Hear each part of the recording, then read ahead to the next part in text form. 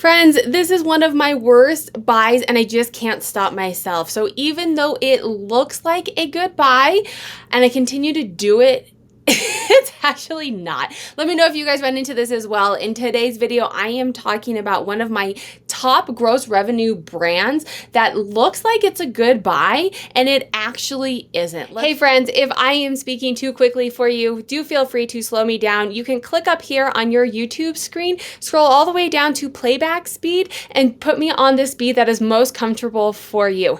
Now let's get back to it. Let's jump right into it. If you're new to the channel, this is a Sarah Style Sales and Trends dashboard. This is one of the mini charts that you would have access to. It's a Google Sheet, one-time purchase, link down below. I'll link a playlist up here with other charts and exactly what it is. We're looking at the brand performance for the current 28 days. And so let's talk a little bit about what this chart is and then I'll talk about the terrible buy.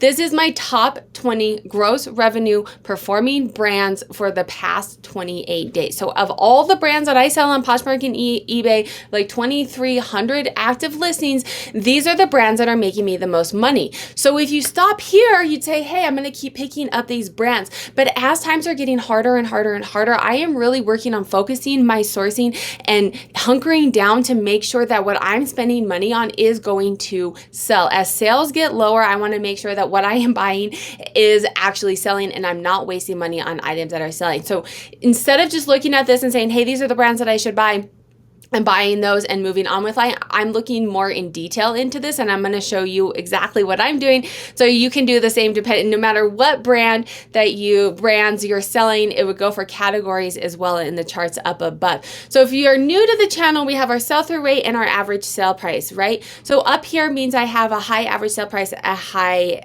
sell-through rate. You can see I don't have a whole lot of those, right? Those are like your BOLO. If I had a lot of those, I would be killing it in this market and not tell you where I sourced it all because I would have a super honey spot.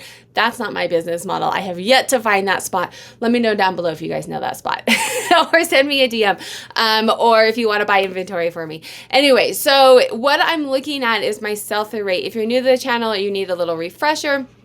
Sell-through rate, and this is what we're going to focus on a lot in this video, friends, because it's going to tell you how these are performing. Your sell-through rate is how many items you've sold out of how many items that are for sale. It is a percentage. So if you have 100 items for sale and you have sold 100 items in that time period you're looking at, you are at 100% sell-through rate. That means 100% of what you have purchased has sold. This is killer, right? You want to sell everything that you are purchasing.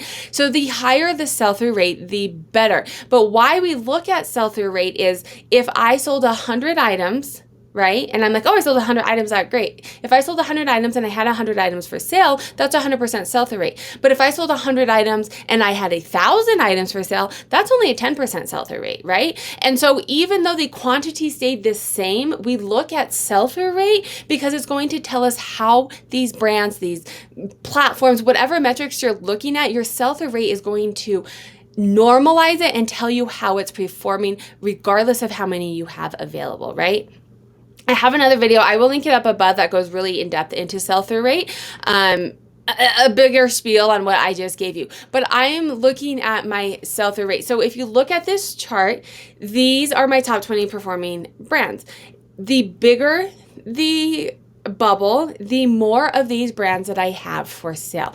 And you can see down here, this and this, Nike and Free People, they made the top 20 gross performing brands. So I'm making the most money on them, but look at the size of the bubble. Now, if you have a big bubble and you have a lot available and your sell-through rate is killer, then that's great. But if you're making the top 20 gross revenue, or you're like, hey, I'm selling so much of this brand, look at your sell-through rates, because look at here, I have a lot available.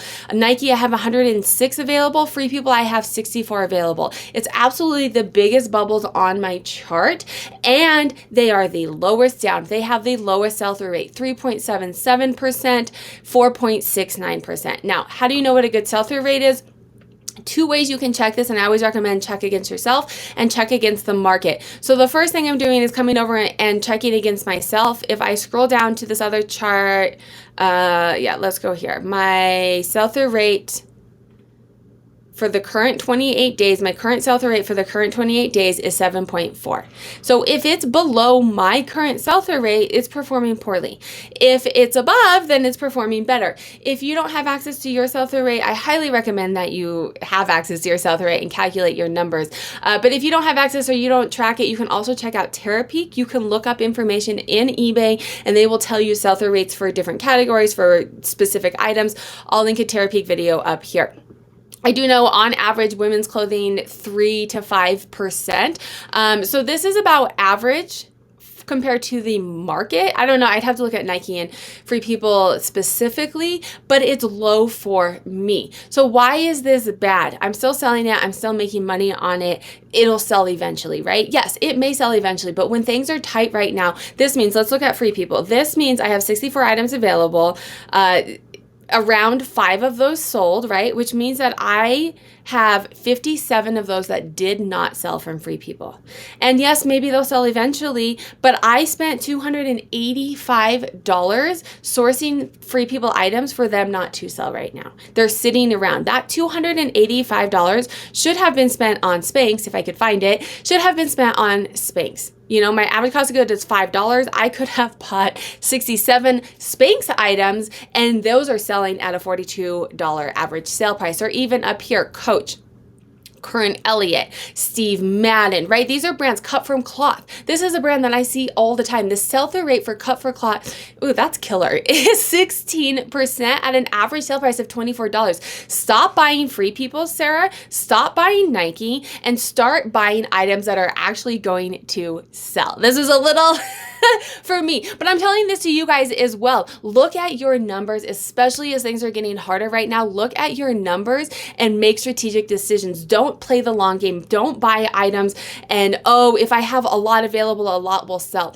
Look strategically at what you're sourcing and make strategic decisions. Let me know what's working for you guys down below. If you like this